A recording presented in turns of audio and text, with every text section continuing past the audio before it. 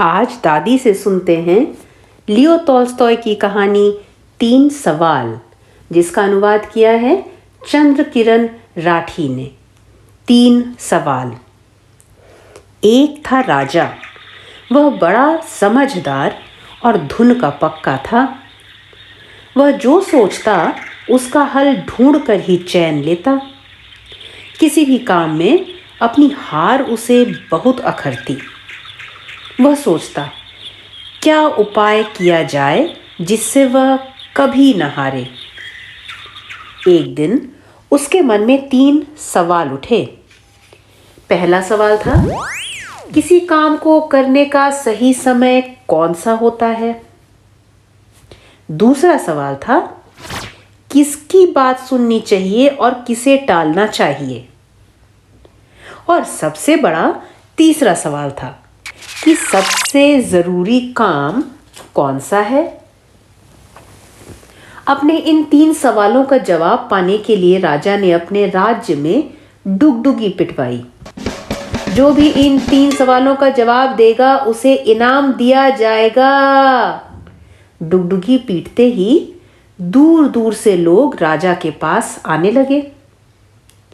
पहले सवाल के जवाब में कुछ लोगों ने कहा, किसी काम को शुरू करने से पहले सोच लेना चाहिए कि काम कितने दिन या महीने में पूरा होगा। फिर काम करने का समय और तरीका नियत करना चाहिए। फिर उसी के अनुसार काम करना चाहिए। सही समय पर काम पूरा करने का यही एक सही तरीका है। फिर कुछ और लोगों का मानना था कि काम का समय तय करना कठिन है, लेकिन बेकार के कामों में समय ना गवाएं।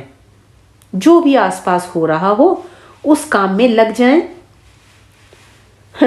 अब देखिए, एक तीसरा दल भी था।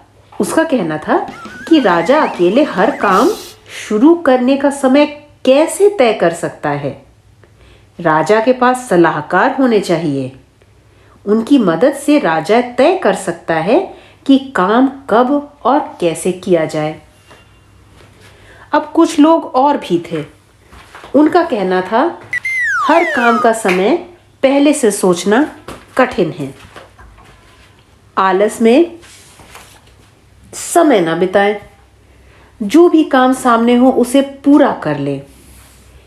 किसी ने कहा कि कई बार सलाह लेने का समय ही नहीं होता, लेकिन जवाब तुरंत चाहिए।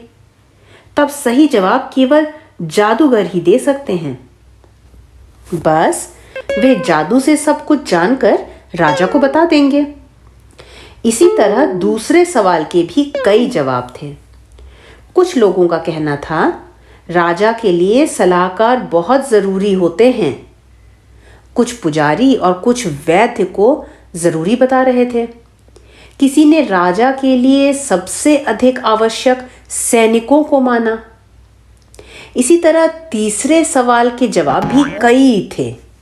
सवाल था, सबसे जरूरी काम कौन सा है। कुछ ने कहा ज्ञान विज्ञान, तो कुछ ने रणनीति, किसी और ने कहा दान धर्म। सारे जवाब अलग अलग थे। राजा को एक भी जवाब सही नहीं लगा। तो राजा ने सुना था कि पास के जंगल में बरसों से एक साधु तप कर रहे हैं। वे केवल साधारण जनों से मिलते हैं। उनके ज्ञान की चर्चा बड़ी दूर दूर तक थी।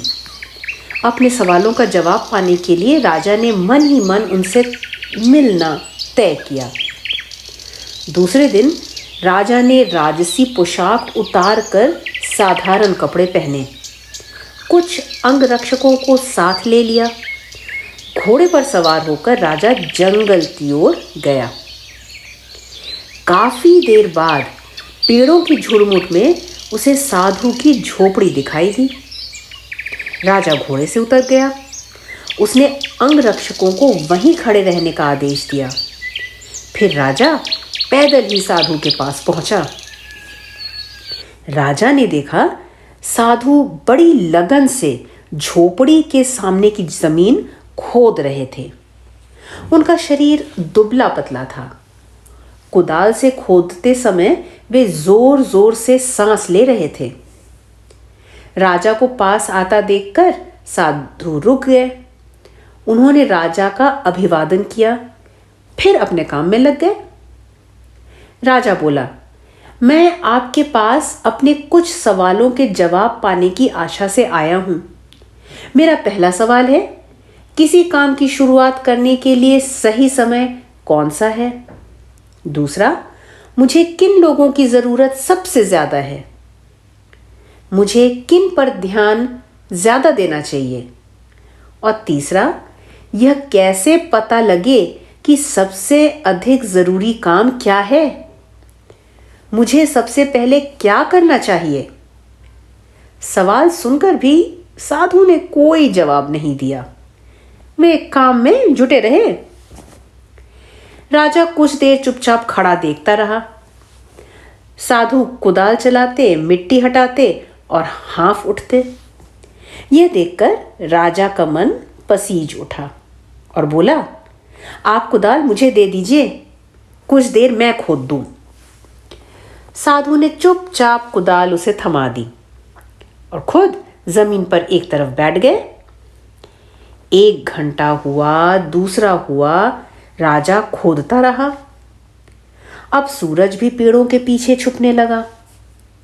तब कुदाल एक तरफ रखकर राजा साधु से बोला, मैं आपके पास 3 सवाल लेकर आया हूं। आपने मेरे सवालों का जवाब नहीं दिया। यदि आप मेरे एक भी सवाल का जवाब नहीं जानते तो मुझे बताएं, मैं लौट जाऊं। इतना सुनकर भी साधु चुप रहे। तभी किसी के दौड़कर आने की आवाज सुनाई दी।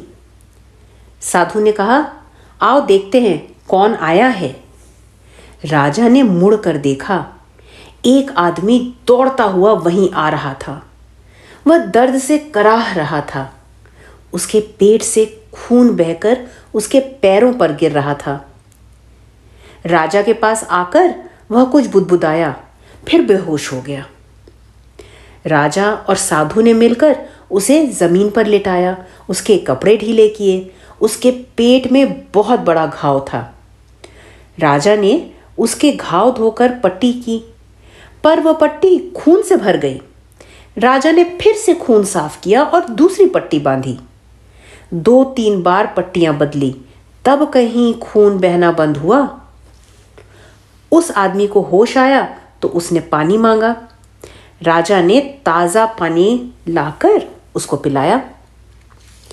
शाम ढल आई थी, हवा ठंडी हो चली थी। बाहर लेटा हुआ आदमी ठंड से कांप उठा। राजा और साधु ने मिलकर उसे झोपड़ी के अंदर सुलाया। वह आंखें बंद किए चुपचाप बिस्तर पर लेटा रहा।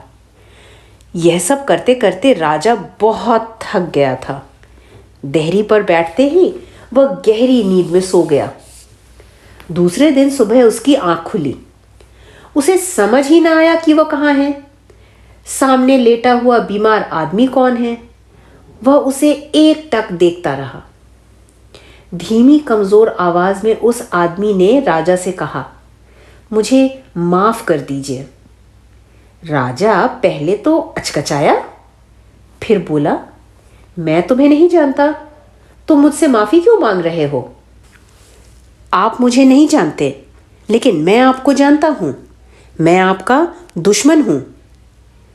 आपने मेरे भाई को फांसी की सजा सुनाई थी, उनकी संपत्ति जब्त कर ली थी। मैंने तभी बदला लेने की कसम खाई थी। मुझे मालूम हुआ आप साधु के पास अकेले आए हैं। मैंने सोचा था आप जब वापस लौटेंगे तब मैं आपकी हत्या कर दूंगा, लेकिन पूरा दिन बीतने पर भी आप नहीं लौटे। तब मैं आपको खोजता हुआ इस तरफ आ रहा था। आपके अंग रक्षकों ने मुझे पहचान लिया। उन्होंने मुझे मारने की कोशिश की, पर मैं बच गया। अगर आपने मेरी मरहम पट्टी ना की होती तो मैं मर ही गया होता। आपने मेरी जान बचाई है। अगर मैं जीवित बचा और आपने चाहा तो जीवन भर आपकी सेवा करूंगा। आपके बेटों से भी यही कहूंगा, मुझे क्षमा करें।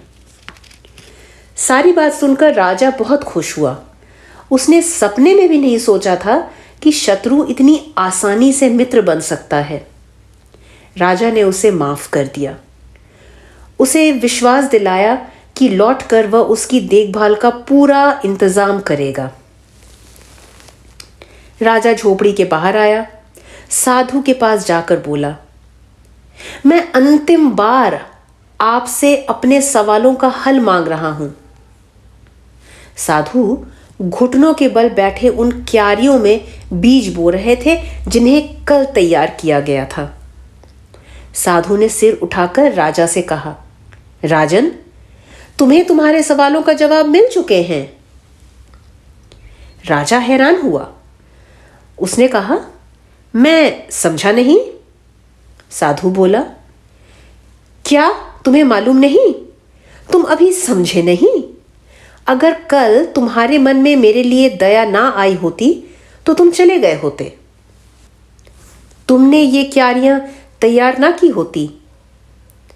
राह में यह आदमी तुम पर हमला करता, मेरे पास ना रुकने के लिए तुम पछताते। जब तुम क्यारियां तैयार कर रहे थे वही सबसे सही समय था। तब सबसे महत्व का आदमी मैं था।